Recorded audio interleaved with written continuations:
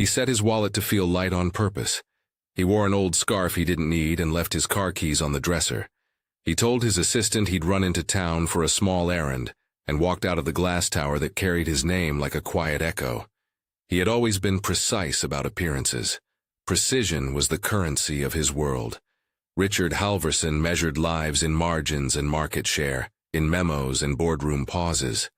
He had learned early that the world answered to certain faces, the polished, the prosperous, the predictable.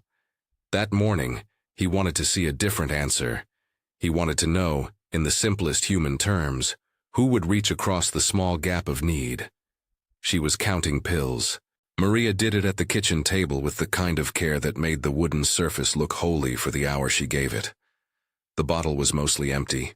She turned it to catch the light and read the tiny print as if the letters might breathe and stretch to mean more days. 3 mornings and 1 afternoon, she told herself. 3 mornings, 1 afternoon. Maybe a little extra if she split doses. She wrote the numbers on a torn receipt, then tucked the receipt in her apron pocket next to the last ruched handkerchief her mother had embroidered. Her life took the form of small calculations. How many subway rides to get to the clinic? How many shifts before rent was due? Where to find $10 without asking anyone? The phone she used belonged to another time. She had sold her own the month before to pay for a doctor's consultation. She still answered messages at the landline at work, because the landlord didn't accept late notices, and the hospital wouldn't schedule a follow-up until a deposit appeared. Her grandmother's oxygen machine had a sound like the sea when the wind was small. Maria kept that sound in her chest, a tide she listened to at night. Her commute began at dawn. She tied her hair into a bun that never held more than a day's worth of sleep. She wrapped the loaf of bread she had bought on sale in a paper towel and put it into her satchel, a modest ritual to avoid waste. On the bus, she watched other people with a soft attention born of scarcity. A man who fumbled coins, a boy with a clean backpack, a woman who laughed too loudly into her phone. None of it drew her eye without sympathy. Scarcity left a residue that made her see edges first. The office where she worked was warm in the way that temperature can be warm, and still be distant. There were potted plants with labels and a coffee machine that always hissed in the same confident cadence. Names on doors, a shorthand for power. Maria's desk sat where the light from the atrium softened into people's passing lives. She answered phones with a voice that made the day feel possible. She filed papers and scheduled meetings, and smoothed the day into order for people who rarely saw the seams they had to cross. Richard watched her from a different kind of window. From his place, the world often looked like a series of decisions, and their predictable consequences. He had decided this week to test something that had lodged at the edge of his curiosity. What does true kindness look like when nothing is to be gained and everything can be lost? He called it an experiment, and rehearsed the ethical doubts like a lawyer rehearses objections. He told himself the question was noble, and he told a friend, one who asked for no details, that he must understand the real measure of people around him. So he designed scenarios, small and contained, which he believed would reveal character. A missed connection on the street. A wallet lost in the lobby. A man with a paper cup, and a story too long for the rush into elevators. He instructed an assistant, carefully, hypothetically, to let him know where a busier wing of the building would be at noon. He did not tell anyone that the wallet would be light by intent. There was a part of him that called it harmless. There was a part that knew it was fragile. That curiosity could easily slip into cruelty if held without care. He promised himself he would not make a spectacle. He would not humiliate. He would keep it private if he could. He would not allow anyone to be shamed for their charity. That is what he weighed as he looped the scarf twice and put his hand in a pocket that felt empty by design. The first scenario was small. He practiced the gesture of reaching into his coat and finding only lint. He entered the building where he lived like an ordinary person. No car at valet, just a pair of shoes in a way that might invite confusion. He put on the face of someone who had mislaid enough cash to be honest and vulnerable. He stood near the coffee machine and pretended he needed change. People offered pity. They shifted their weight and gave him the coin equivalent of relief. A quarter, a sympathetic look, a suggestion to check the lost and found. They smiled at his predicament because it allowed them the right amount of compassion without consequence. It was predictable. He nodded, accepted the help, then retreated to watch what else would happen. Maria offered him a granola bar, not the coin, not the advice. When she caught sight of him at the machine, he had the shape of an ordinary person with something small missing. She moved toward the vending area with the loaf under her arm, and without question, without a plan to be seen or an expectation of return, she carried out a small grace. She tapped him on the shoulder and placed the wrapped granola bar in his hand like a benediction. She did not ask why. She did not pause to measure the cost. It fit in one pocket of her life, and so she gave it. It was a gesture that cost her nothing measurable in money, but it was a thing that bore the weight of her days. Only later, when the granola bar had been eaten by a man who tasted normal again, did she think about the sandwich she would do without. She did not say this to anyone. She smiled in the way people do when they have kept a small truth private. Richard felt something pinch at his chest. He had expected pity. He had not scripted a granola bar. For the first time, the experiment deviated from his control. He repeated the test in other ways, subtler, less theatrical. He stood at the train platform and let commuters pass without asking for help. He let someone else take the last seat. He fumbled with a tie he did not need. People offered space and eyes and brief kindness, that kind of polite distance that allowed both parties to remain intact. Most of the staff at the office did not step into the gap where need might be messy. They were careful, busy, afraid of the obligations that tenderness can start. A few asked if he needed a taxi. A couple said they hoped his day improved. Sympathy, not sacrifice. Janet noticed Maria differently. Janet did not have the habit of hiding observations. She had worked in HR for years and had learned to read how people kept their burdens. She saw Maria's hands in the photocopy light and the way Maria smoothed papers as if trying to erase a crease from her life. Janet asked a question that was not idle. "You ever eat with us in the break room?" When Maria shrugged, Janet put a small bowl of fruit on her desk the next day, an unadvertised offering. It was not a charity moment. Janet had learned how to keep dignity intact.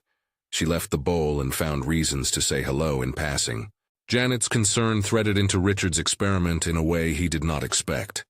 He had mentioned the idea of a test to her because she worked closely with the people who kept his days running. "Be careful," she said, not about the ethics of testing, but about watching with the intent to understand. "We see a lot of faces depending on other people's kindness. Sometimes the ones who give the most are the ones who need the most." That phrase lodged like a loose coin in his shoe. He watched Maria now with a different kind of attention, one that found the small rituals that made her life visible. She wore the same cardigan 3 days in a row and pinned a different pen to her collar, as if the pen were a medal for surviving. She came in early to organize the CEO's schedule with a calm that contrasted with the rush of other people. When the telephone rang late at night and a message appeared with the clinic's name flashing, she read it with a steadiness that suggested she had rehearsed receiving bad news and had not yet made the small room inside her that could hold it. When he decided to place the wallet on the reception desk, that decision tasted different from the others. He had thought the wallet trick would be a quiet test. Someone would look for the owner, someone would leave it, someone would pick up the pieces of a stranger's need. He did not plan to let the wallet contain a note that asked for help. He did not plan to feel a real hunger for the answer. He left the wallet with no name, a few bills folded carefully, a tidy business card clipped inside. He watched the reception area through the glass as people came and went. Few touched it. It hung there like a decision waiting to be made. Maria saw it first.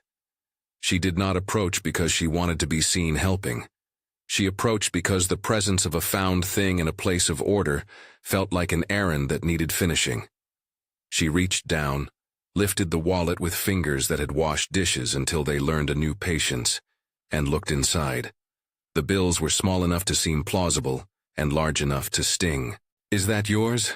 she asked, standing up and holding it out to the nearest person, a junior analyst who had been deep into a spreadsheet. The analyst shrugged and pointed toward Lost and Found with the indifference of someone who did not wish to be involved with a small moral dilemma. Maria opened the wallet and, eyes scanning the card, paused.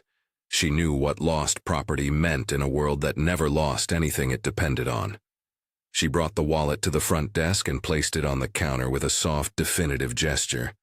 "I'll put it with the others," she told the receptionist, who took it with the kind of efficiency that pretended nothing of the human element. When the man who had lost the wallet wandered back, pretending a quiet confusion, he sat at a table and waited to see who might return the kindness he planned to measure. People passed with their coffee, their half-planned apologies. Hands did not reach into pockets. Eyes shifted to avoid responsibility the way one might look away from a wound. Maria's moment came when she detached herself from the flow of eyes and walked toward him, the loaf of bread at her back like a small secret banner. She did not offer money. She offered a sandwich she had prepared that morning, the one she had rationed to make both lunch and a late dinner for her grandmother. She set it gently in front of the man and said, "You look like you could use this." There was no fanfare. There was no announcement. The man accepted it as if it were a small mercy, and Maria returned to her desk, fingering the edge of the receipt in her pocket. For anyone watching, it was a kindness, a human beat in a day of deadlines.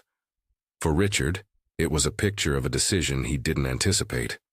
He had imagined that the affluent would either behave generously in predictable ways or retreat to the safe distance of manners. He had not expected the person with the least to be the one who would give away what she needed most. That afternoon, when the office emptied into the evening, Richard did something he had rehearsed against on many days. He followed her home. He did not take a taxi that evening. He walked 2 blocks behind her, the way a curious animal keeps a careful distance to study another's path. He told himself it was to ensure he would not intrude, that privacy would be spared. He told himself the same things he had told himself at dawn.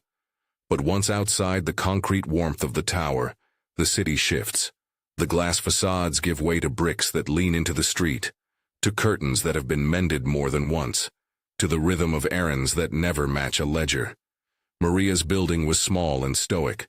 A pale blue curtain fluttered in the window of the apartment that held the shape of her life. A small kitchen table, a faded armchair, a radio that hummed with a station the police would never find interesting.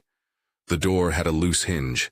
The hallway smelled like old rain and bread, the honest smells of a place where people sleep and worry and try to make ends meet. He stood outside and watched her fit her key into the lock, the arch of the movement intimate enough to make him feel like a voyeur. He could have walked away. He could have left the experiment as an experiment. But he had seen too many small things that morning. The granola bar, the sandwich, the way she smoothed a paper as if smoothing a life. And he found himself wanting to know the story beneath the story. The apartment door opened. A woman with hair the color of soft silver sat in a chair by the window, an oxygen tube tucked beneath her collarbone. When Maria stepped in, she greeted her with a name that belonged to them both. Doris. It was not a name that belonged to the larger world Richard inhabited, where names were brands and initials. It was the private name of someone who depended on another for warmth and for medicine. Doris moved with a dignity that did not need wealth.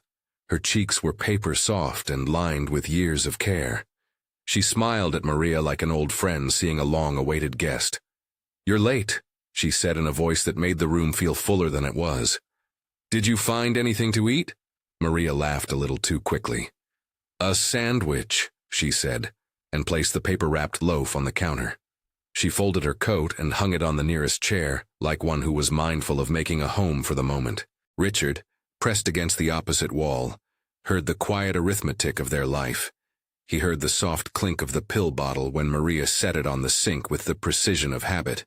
He watched as she pulled out 3 pills and set them on a small saucer, then counted them again under the lamp's modest light.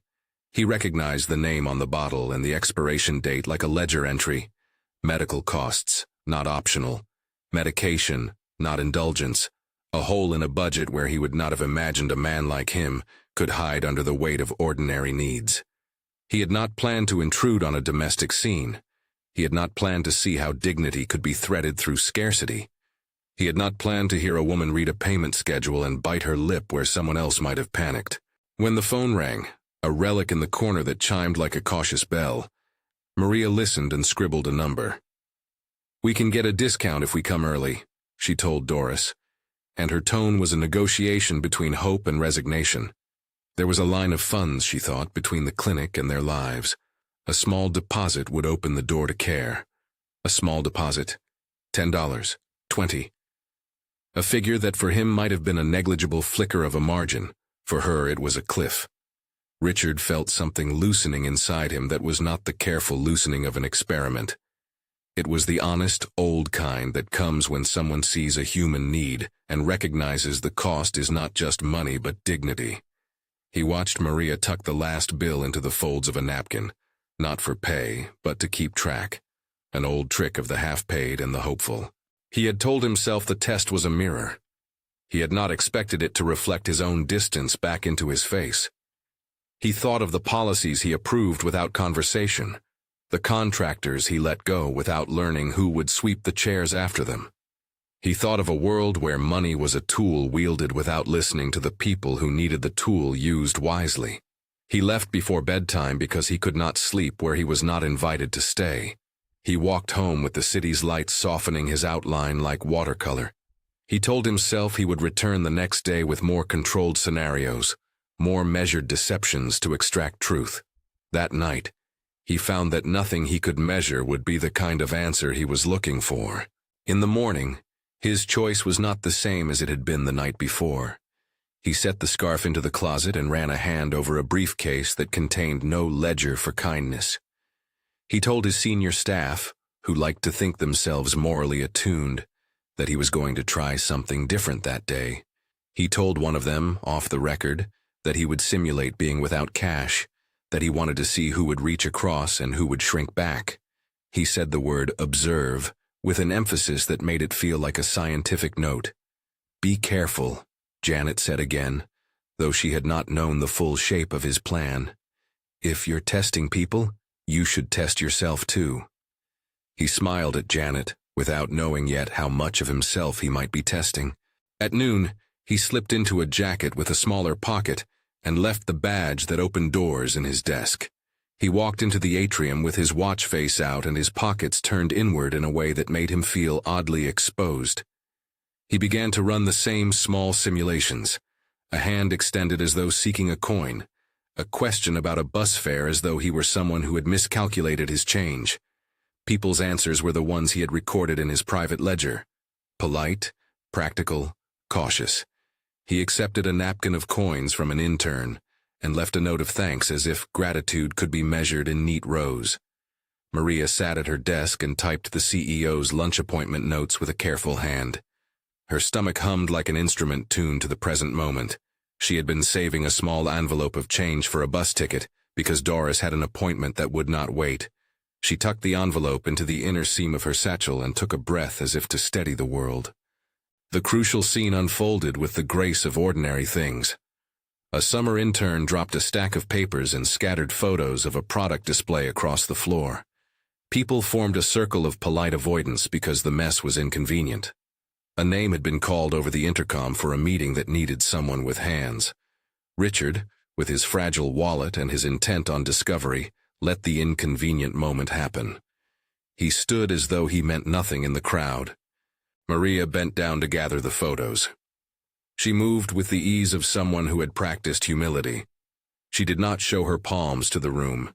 She did not demand recognition. She picked up the glossy rectangles and handed them to the intern with a small smile and a whisper that felt like an admit to a club that did not exist. The intern thanked her and moved on.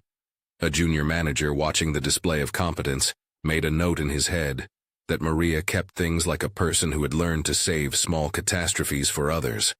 When the intern left, he dropped a bus token on the floor. The token slid near Richard's shoe, near many other shoes.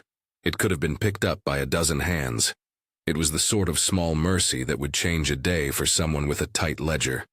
Maria saw the token like a compass needle swinging toward what mattered. She stooped, and as she reached for it, her hand brushed Richard's.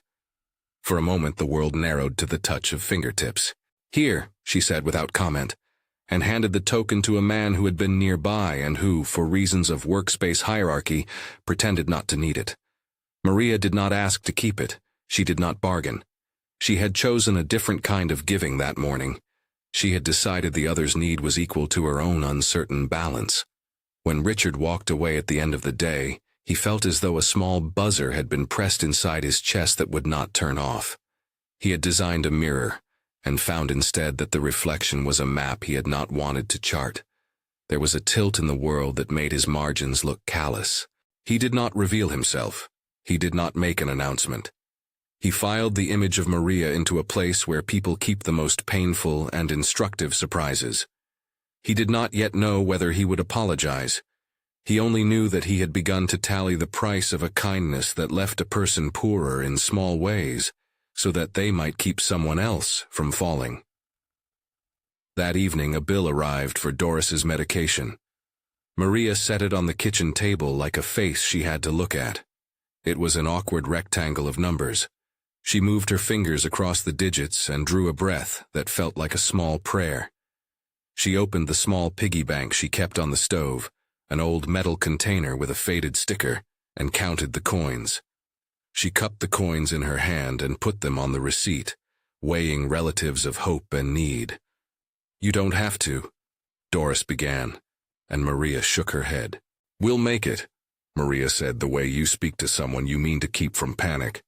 She folded the receipt with care like a promise, not a bargain. Outside, Richard waited by the bus stop as dusk gathered into the city's blue. He had no plan beyond curiosity at first, but curiosity curdled into something with sharp edges he did not anticipate.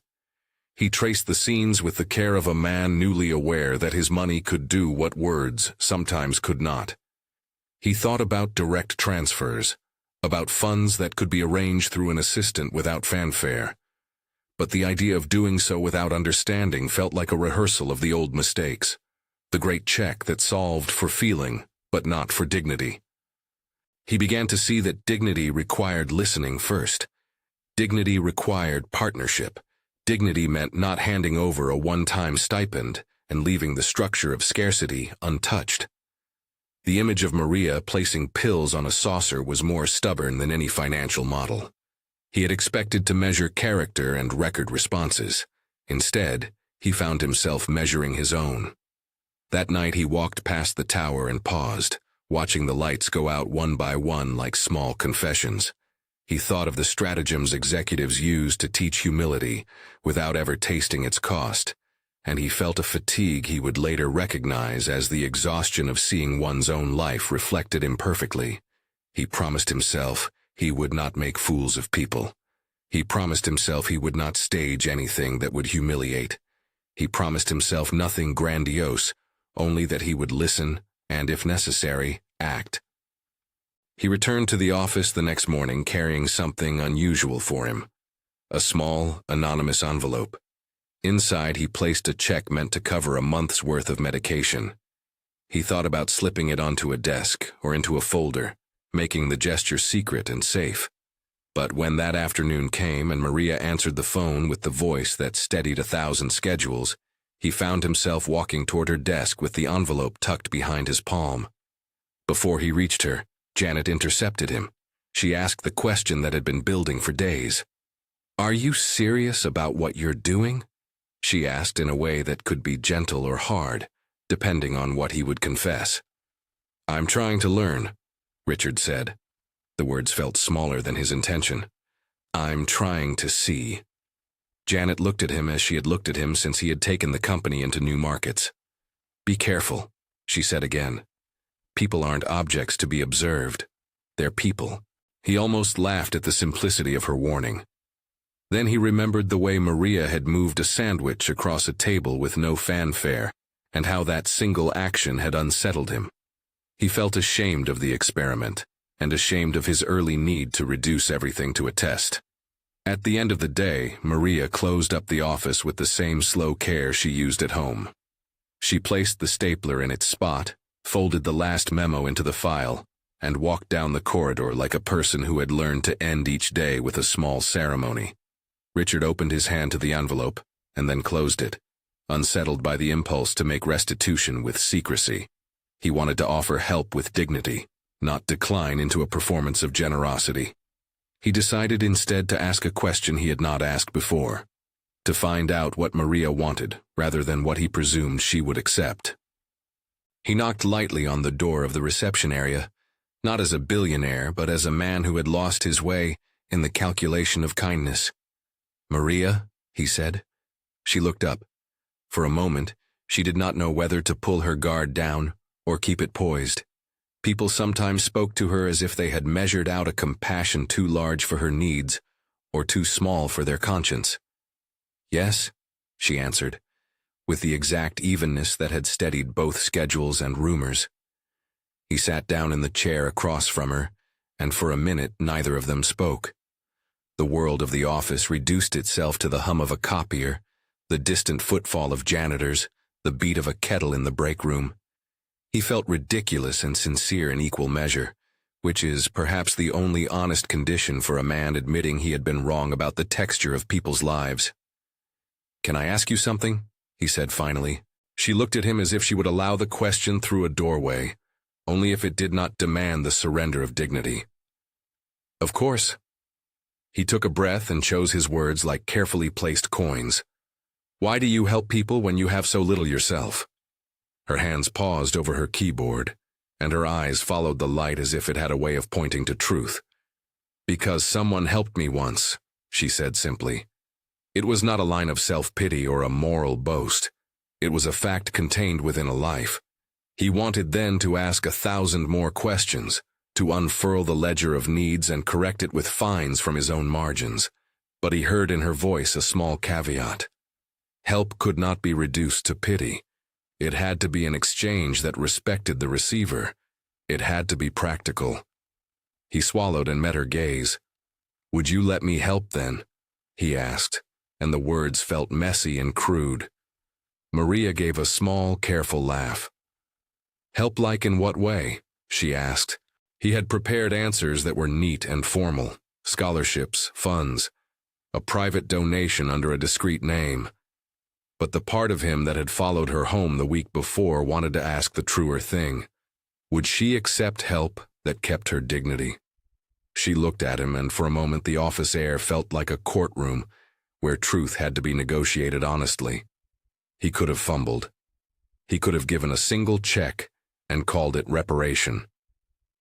Instead, he reached into his pocket and produced the envelope. It was heavier than he expected. He placed it on her desk. "Will you take this to the clinic and see if they can schedule Doris for an early appointment?" he asked. Maria looked at the envelope, then at him, then at the clock as if the day's truth had arrived late and in need of a response. She accepted it with the kind of politeness that preserved the exchange's dignity. "Thank you," she said, and the gratitude in her voice was not the raw tear of someone grateful because they'd been saved. It was the practical thanks of someone who knew the work that awaited and wanted the help to be the kind that fit into the work. When he left, he did not announce himself or gloat. He walked back into the glass tower with a new fatigue. He had stepped, however tentatively, out of the realm of testing into the more dangerous territory of responsibility. But even as he took that step, he understood it was only the first of many that might be required. That night, Doris slept with the window cracked and the oxygen machine breathing like a wakeful tide. Maria sat by the table and held the envelope like a fragile promise. The numbers were smaller than she had feared and larger than she had hoped. It would not solve everything. It would buy one consultation, the entry fee to begin a process that might bend toward health. She tightened the strap on her bag with a steady hand, small rituals that made the next day possible. Outside, a man in a suit walked alone under the sodium light, and felt the old certainties rearrange themselves. He had pretended to be broke and been given back a mirror he had not anticipated. He had learned at last that there was dignity in the exchange of need and gift, and that a gift was only as good as the way it honored the person who received it. But the test, the thing he had set up to reveal character, still had other results waiting to be seen.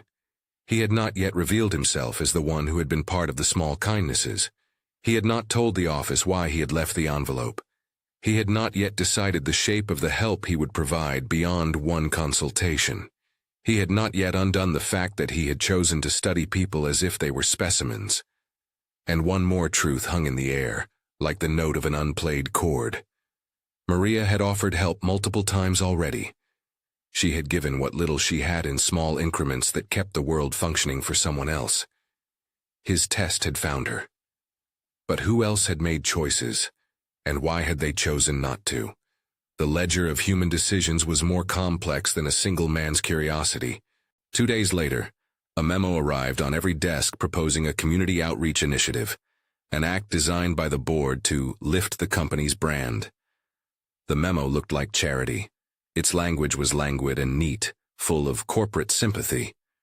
It proposed a gala and a press release. It suggested a foundation named for the company. Here was generosity as spectacle.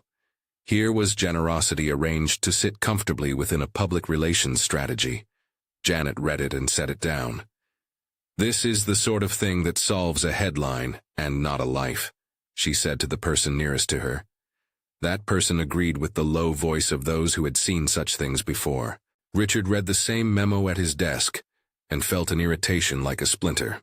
He thought of Maria's hands and Doris's oxygen machine and the small envelope he had passed across a desk. He thought of the difference between a gala and a clinic appointment. One would shine on the front page of a newspaper.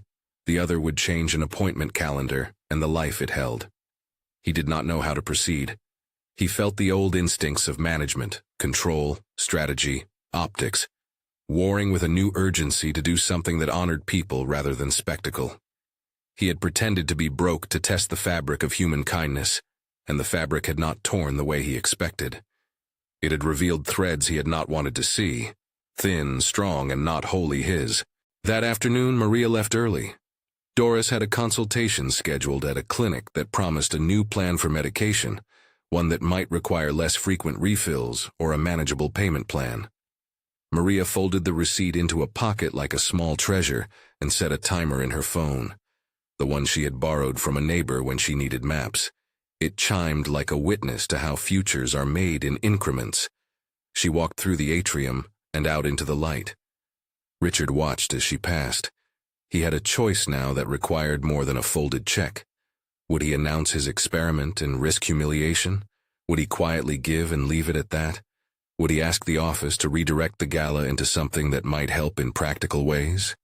Each choice felt like a compass, and none of the directions was simple. As Maria stepped onto the sidewalk, a delivery truck blocked the crosswalk and stalled the traffic. A young courier cursed and rummaged for his phone to call dispatch. Someone carrying a stack of files bumped Maria's shoulder and barely apologized. The city did not ask for permission to be complicated. It simply continued. Maria moved around the truck and kept walking because her life had taught her to keep walking when the world was in transit. Richard watched her go, and then made a decision he would not yet explain to himself. He would stop pretending, but not with a grand announcement. He would start listening in a way that required more than money.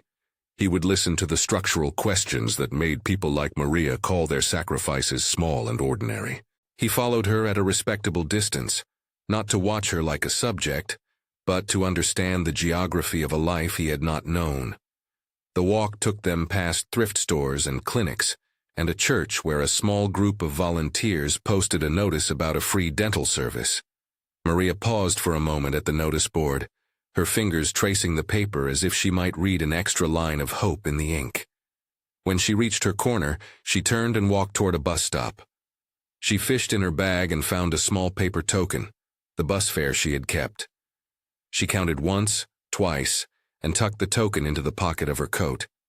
She had made the decision long before the day arrived. Priorities, in her world, were not a list but an order of survival. Medication first, rent second. A phone or the rare cup of coffee for a friend, third and maybe. Richard watched her slide the token into the slot. He had the capacity to buy the clinic.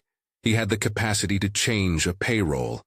He had also the capacity to misstep and make their lives into a story that belonged to him. He felt the fine dividing line between help that restored dignity and help that turned into a spectacle. He caught up with her at the stop and stood nearby, not speaking. Maria did not look at him. She stared at the road as if she expected it to repay a favor someday. When the bus came, she stepped on and found a place at the back. She sat with her hands folded and closed her eyes for a moment, as if she were counting the stops in a life that required exactitude. As the bus pulled away, Richard stepped forward and tapped the driver on the shoulder, because something small had occurred to him with clear and terrible gentleness. If he wanted to make a difference without spectacle, he needed to understand what the help would feel like from the receiving side. He needed to know if his envelope would be helpful or humiliating, if a clinic would be respectful or wrapped in conditions that would make people trade dignity for access. He spent the afternoon talking to people with the patience of someone walking a map. He listened to nurses who explained how appointments were scheduled, to volunteers who described the bureaucratic hurdles that kept the poor from accessing care. He learned in the slow way policy lessons are often learned, that a check could be a bridge or a bandage depending on the way it was offered. On the third day of following his experiment, he decided to stop pretending in public. He would not announce himself. He would not stage a revelation. He would instead create an invitation to talk, quietly, privately, with Maria about what she needed and how he could help in ways that honored her agency. He told himself it was the moral thing to do. He also felt a fear beneath that thought, fear that helping would not fix anything, fear that he would be judged for the test, fear that he would be judged for the test, fear that he would be seen as the sort of man who measured people like goods. He feared, too, that his money might do more harm than good if handed over without thought. Those fears sat beside one another like twin weights. They did not cancel each other out. They only made the next step more necessary. He found Maria in the break room the next morning, threading a paper cup through the dispenser, as if concentration could keep the world in right order. He had asked for a private moment the day before, and now he had to keep the appointment without making it an event. That meant stripping away the theatrics he had used to conceal himself and showing up with the small bravery of a man willing to be corrected. "Thank you for meeting me," he began, then stopped because the phrase felt clumsy in the presence of someone whose life had been quietly asking for partnership. Maria folded her hands around the cup and regarded him without the easy softness she offered to callers. "What do you want, Mr. Halvorsen? I mean, Richard." She almost laughed at herself for naming him that way, a small experiment in equal footing. He set the tone by speaking plainly. "I followed my own curiosity too far. I staged things I should not have staged. I saw you, and then I saw what I had not wanted to see. I want to help. But not as a performance, not as a check dropped into a desk. I want to know what help would actually look like from where you stand." She listened. The ledger of her life made listening a precise art, sorting motives, checking for conditions, reading the fine print of offers. She had learned to say yes to some things and no to others because survival demanded discernment. "I'm not interested in being pitied," she said finally, "and I won't take anything that makes me feel like a charity case. If you want to help, let it be something that keeps my dignity intact." He had rehearsed versions of this conversation, neat, sanitized phrases, philanthropy framed like a business line item, and found them useless against the seriousness in her voice. He said, "Tell me how to do this right. Tell me how to do." Her list was not a surrender. It was a map. Pay the clinic directly. Do not put the money into her hands and ask her to account for it. Make sure the payment is confidential, so she does not feel exposed to coworkers or neighbors. If there is employment flexibility that would allow her to take classes, structure it as paid training with clear hours and replacements for the shifts she'd miss. If wages can be adjusted, do it with transparency and a formal contract that recognizes the value of the work she does. And, this last one came out like a question, do not make a spectacle of the help. "I don't want a plaque," she said, and the set of her shoulders made the sentence a boundary as much as a request. He agreed to all of it without hesitation, because the agreement itself felt like something he had not been willing to write before. He also asked for two things in return: permission to stay informed about the outcomes, and for her to tell him when an offer felt like a handout instead of a partnership. She thought about both requests and accepted them with the same steady eyes that had counseled her through the clinic calls and the pill counting. Their first step was immediate and practical. He arranged for Dr. Abrams, a physician in a nearby community clinic he had called after Janet had given him a name, to see Doris within 48 hours. He insisted on direct billing rather than giving Maria cash. When the appointment came, he did not join them in the exam room. He waited in the small, brightly lit waiting area with pamphlets that told him more than he wanted to know about Medicare-like deductions and sliding scales. Waiting was another form of reparation. It kept the help from being gratuitous and allowed the professionals to set the clinical terms. Maria sat beside Doris while a nurse called their name. The room smelled faintly of hand soap and antiseptic. Doris wore the same dignity she always had, which had nothing to do with the quality of the chair. Dr. Abrams greeted them with the kind of steady attention that made medical practice look like listening rather than authority. He asked questions not just to make a diagnosis, but to understand the household. Who managed the administration of medication? How transportation to appointments worked? What the barriers were to adherence? The medication is expensive and the refill schedule is tight, Dr. Abrams said without dramatics. There are alternatives that might be less costly or community programs that can assist with co-pays. We can make a plan that reduces the monthly burden without sacrificing continuity of care. When he explained the options, he did not promise cures. He spoke of pathways, referral specialists, home health evaluations, a possible adjustment that might stretch a month's supply into less frequent pickups. Maria annotated the possibilities with questions that came from someone who had learned to make systems behave for her family. Would that mean fewer trips to the pharmacy? She asked. How much would the copay be? Dr. Abrams answered with specifics and with the kind of frankness that respected their intelligence. He offered to handle the paperwork for assistance programs if someone could authorize him. Maria looked at the form and then at the polite, impersonal box for payer. Richard's name was not there. Instead, the clinic allowed for third-party arrangements where a benefactor could fund care without inserting themselves into the clinical relationship. It was the kind of privacy Maria had requested. Within a week, the clinic sent a confirmation of payments and a schedule for follow-ups. The pharmacy arranged for a partial refill that would bridge the household until a subsidy came through. For Maria, that first packet of help was not a deus ex machina. It was a step, a tangible one, that eased the immediate crisis and kept the next appointments open. Back at the office, Richard convened a meeting with Janet and the head of HR. He told them he wanted to transform the memo about the gala into something that actually served in the ways the company's footprint could. He admitted, in a way he had not in public, that his experiment had been a mistake in carrying out human curiosity. He spoke of dignity, of structure, and of the difference between doing something for optics and doing something that altered access. Janet was skeptical in the way good skeptics are. She asked about governance, about transparency, about employee input. If we're making programs, she said, we need to build them with the people who will use them, not for them. She proposed a staff advisory panel with representatives from every level of the company. They would not be a PR committee. They would be a governing body for how funds were used, small by design at first, and scaled by measurable outcomes. Richard agreed. He insisted that the panel be empowered by HR to make binding recommendations on certain categories: emergency medical funds, tuition assistance for job-related training, and a transportation subsidy for employees who needed it for health care. He asked Janet to chair the panel and to recruit volunteers, making clear that privacy and dignity were part of the charter. Janet recruited Clara and Sam from operations, and a junior analyst named Omar, who had close ties to the package handlers. The group met in a modest conference room with a second-hand whiteboard and a coffee pot that whistled when nobody was watching. They set rules. Funds would be disbursed by HR after verifying need.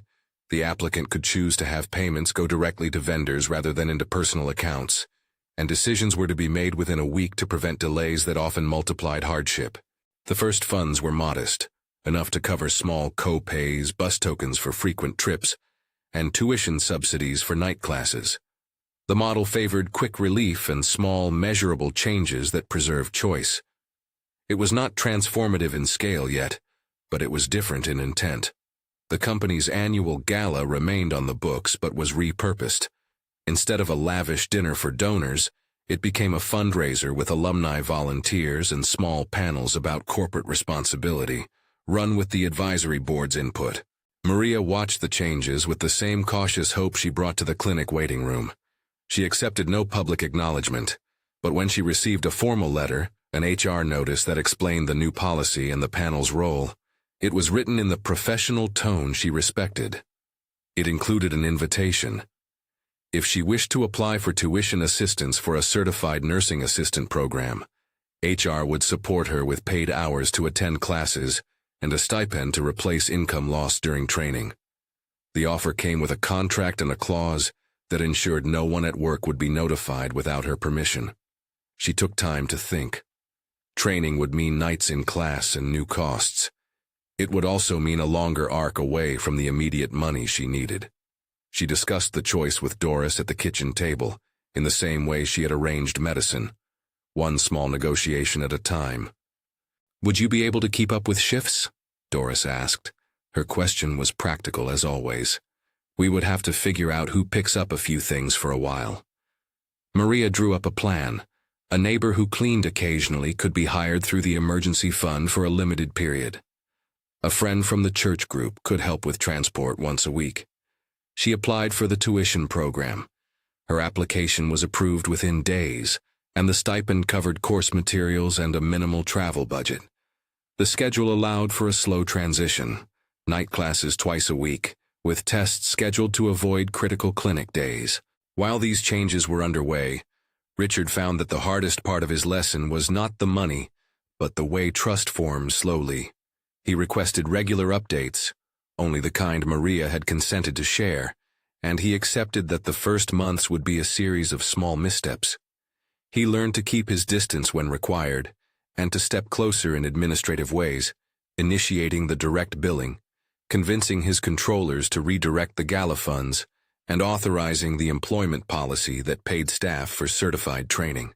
But there were human errors that no policy could entirely prevent.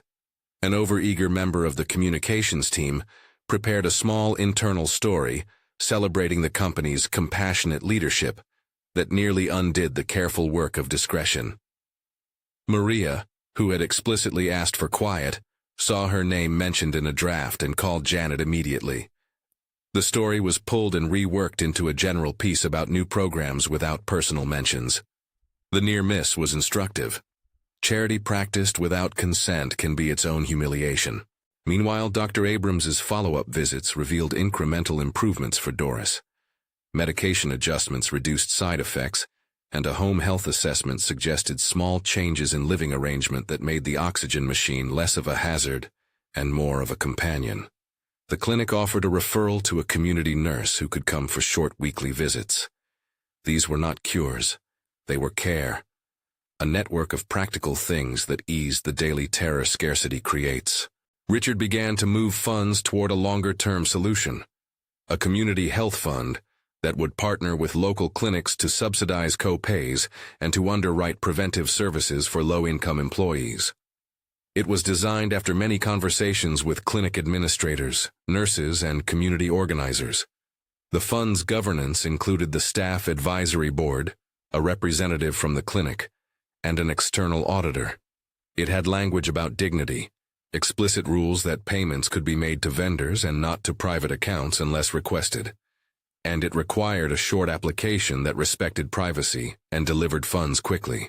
Setting up the fund involved more paperwork than Richard liked to see, but it allowed the impulse to be institutionalized in a way that survived leadership transitions. He could have given a large one-time gift and left it at that. Instead, he kept returning to the principle that had surprised him at the coffee machine. Lasting change required systems that preserved agency and choice.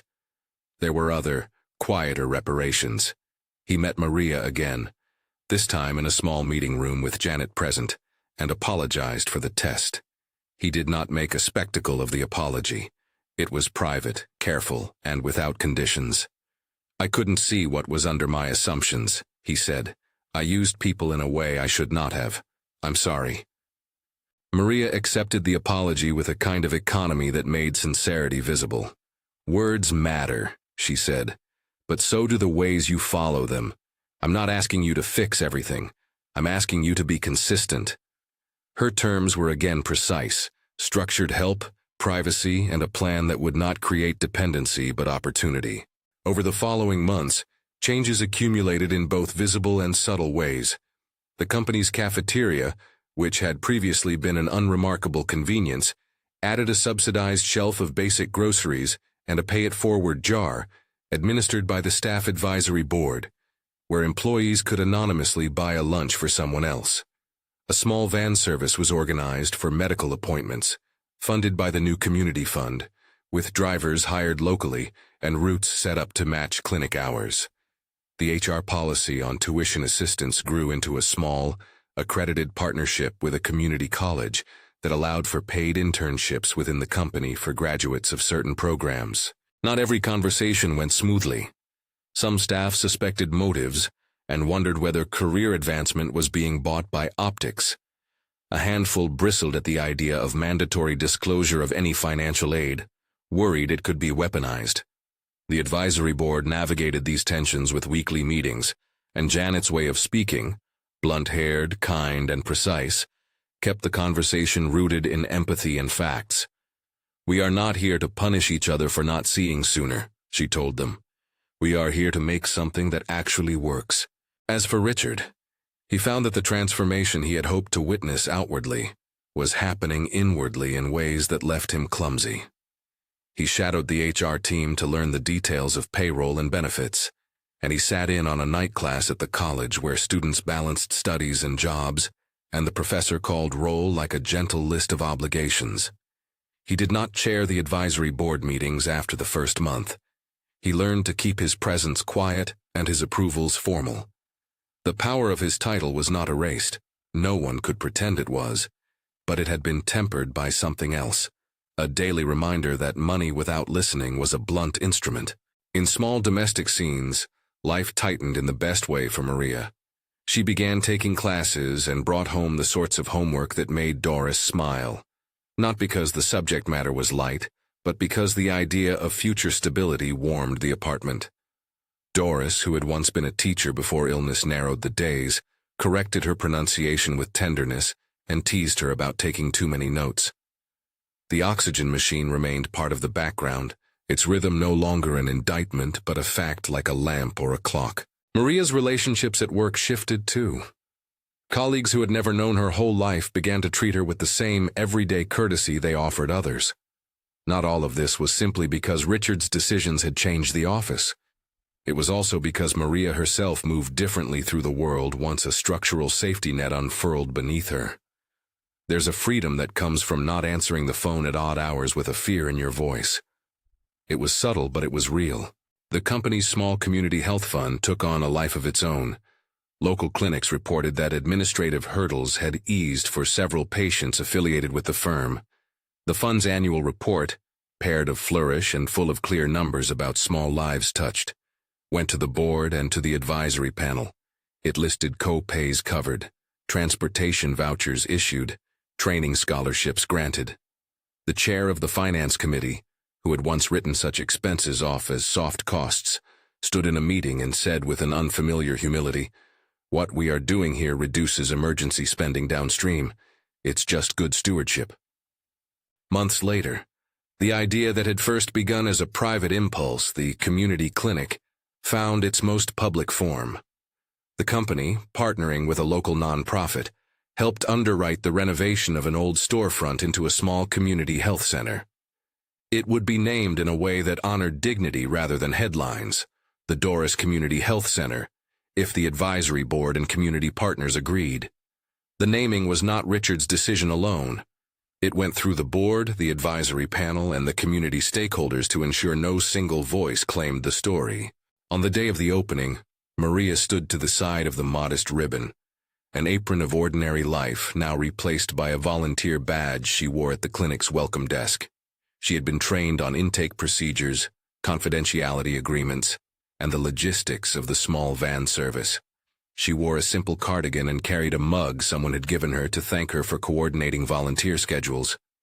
The opening was not a spectacle of glory. It was a careful thing, a speech by the clinic director about access, a few words by a local councilman about partnership, and a brief note from the advisory board about shared governance and dignity. Richard was there, but not at the podium. He did not give a long speech. He stood in the back, his scarf no longer an affectation, but an ordinary scarf worn because it was cool that morning. He watched people, nurses, volunteers, neighbors, drift in and sign up for screenings. He watched Maria sit at the welcome desk, directing a man with a cane toward a nurse and laughing quietly with a volunteer who had brought in a box of fresh tea. Doris arrived in a small volunteer car. She leaned on Maria's arm for a moment before the nurse greeted them. The oxygen machine was with her, set into a wheeled cart like a companion that did not ask for explanations. A photographer from the local paper took a few pictures, careful and respectful, because the guidelines had been set by the clinic itself. For once, the camera felt like a witness and not an instrument of narrative ownership. After the official program, the clinic director cut the ribbon. People moved inside to see the modest exam rooms, the small dispensary, the bulletin board where staff posted information about support groups and classes. Maria gave a short, plain introduction to a line for blood pressure screenings, and no one in the room felt diminished by the process. There was a coffee urn and cookies in paper plates, and they circulated like small proofs that a community can feed itself without charity becoming a sermon. The long-term effects of the changes were not miraculous.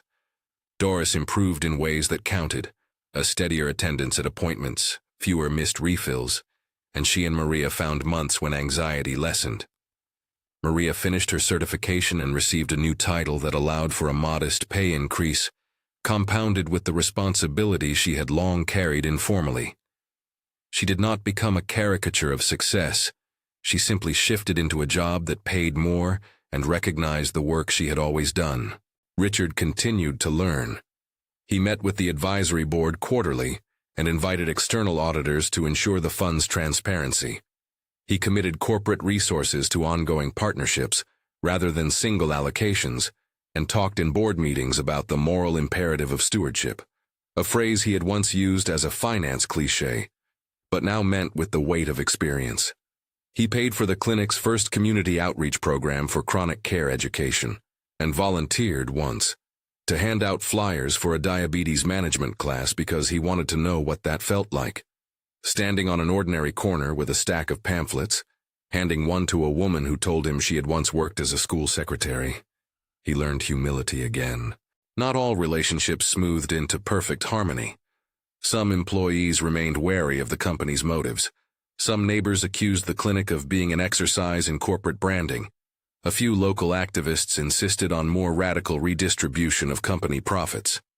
The advisory panel met those challenges with patience and with the same ethic that had grounded the first decisions. Listen, adjust. Do not assume that help can be separated from choice. Months turned into a year. The Community Health Fund issued its first small grants to neighborhood nonprofits unrelated to the company, requests vetted by a committee that included Maria and a clinic representative. The program aimed to support preventive measures, nutrition classes, transportation vouchers for medical appointments, and small grants for home safety modifications for the elderly. The results were not instantaneous, they were accumulative. On the anniversary of the clinic's opening, Maria stood at the door and watched a stream of patients come in for their appointments. A woman leaned in to whisper thanks. A man who had once been homeless came to report that a newer, more manageable medication had reduced the number of hospital visits he needed. Doris cut a small cake in the staff room, her hands a little slower but steady, and everyone sang a few off-key notes. It was not a scene painted in triumphal colors. It was quieter, true to the kind of dignity the project had tried to preserve. Richard caught Maria's eye across the room. He walked over and handed her a small envelope. He had learned to be careful with envelopes. This one contained a scholarship for a continuing education course on geriatric care, with the stipulation that Maria could use it as she wished, toward tuition or a conference, or simply saved. She looked at him. then at the small group of volunteers. "Thank you," she said, and the words were spare, not lavish. She left the envelope unopened in her fist and went to help a volunteer sign people in. The last scene in the archive of that year came not as a press release but as a photograph taken by a volunteer for the clinic bulletin.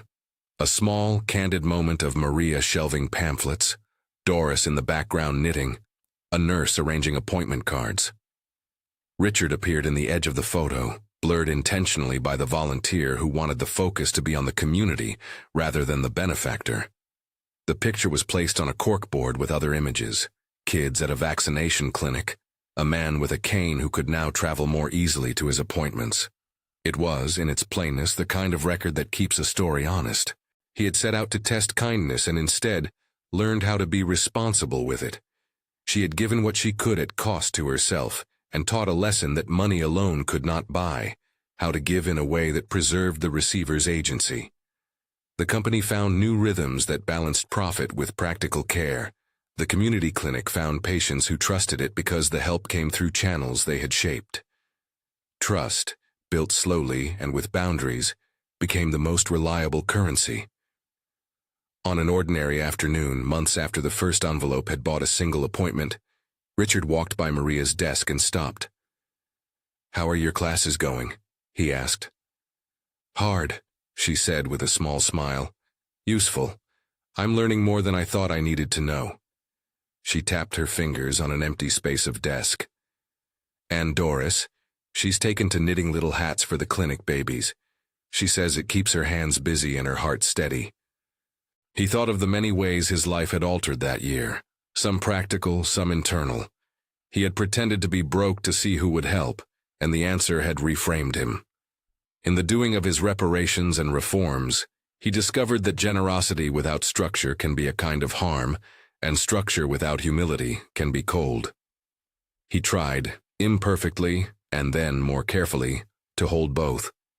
At the end of the day, as the office lights dimmed and the city gutters caught the late sun, he paused and watched Maria fold the last memo and tuck it into a neat file. She smoothed the corners the way people smooth expectations into manageable shapes. He walked away with the quiet knowledge that his life would no longer be arranged merely around margins and market share, but around a set of ongoing commitments he had promised himself he would not abandon. He had pretended to be broke, and she, with no riches to spare, taught him how to give. If that lesson did one small thing, it was to remind him that dignity is not something to be bestowed like an award, but something to be recognized and preserved through steady, respectful action. If this story moved you, consider sharing a small act of kindness you remember, or supporting a local clinic in your own community. Months later, when the advisory board convened for its annual review, Janet closed the meeting with a sentence that felt like a benediction. "We don't fix everything, but we make space for people to keep their dignity while they do their best." The room applauded in the soft way people applaud when they have learned something that does not simplify life, but does make it more humane. The company continued its work. The clinic continued to see patients. Maria took a paid internship at the clinic and moved, over time, into a part-time coordinator role that paid steadily and allowed Doris to age with more support. Doris celebrated small victories: the way a better medication made some mornings less perilous, the way neighbors began to check in more often. The funds that had once been an experiment now had processes, applications, privacy protections, timely disbursements, and a board that included the voices of those it served. Richard, who once measured the world in margins, began to speak in board meetings about stewardship with a different truth. He could not erase the past. He could not unmake the test, but he could set up structures that prevented his mistake from being repeated, and that would endure beyond his tenure. He pushed for the company to include a clause in its code of conduct.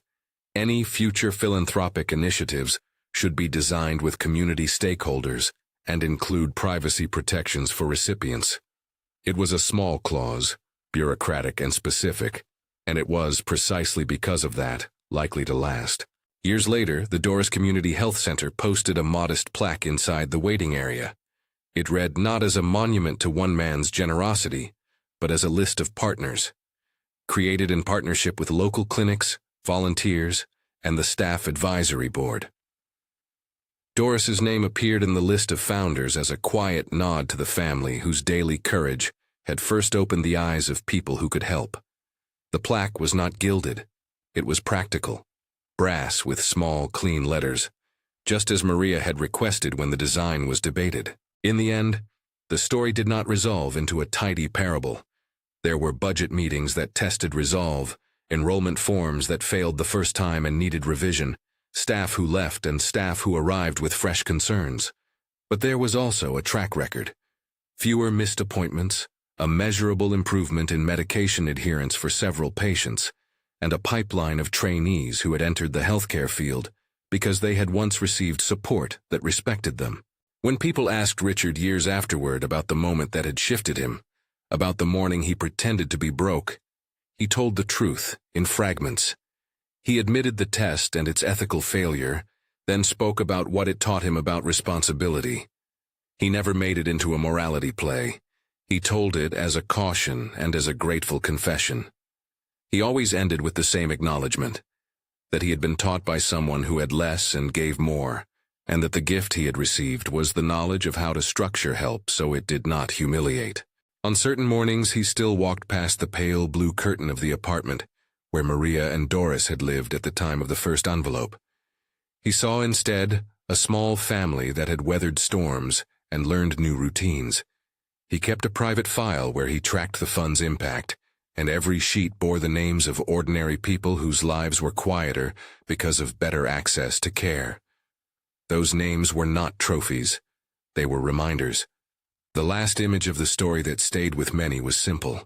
Maria at the clinic's front desk, a pen behind her ear, handing a brochure to a young woman who looked nervous and hopeful. Doris sat knitting nearby, making little hats. Richard stood in the doorway for a moment watching, and then left without fanfare. The doorway framed a scene of ordinary care. It did not erase the past test. It made of it a turning point. He had pretended to be broke. Only his poor secretary had offered to help in the way that mattered most, by giving what she could, in privacy, and without need for recognition. In teaching him, she did not ask to be rewarded. She taught him how to build systems where help preserves dignity, where money meets listening, and where commitment matters more than spectacle. That is how the ledger changed. Not with a single entry, but with many small ones, written in ways that honored the people who lived the story.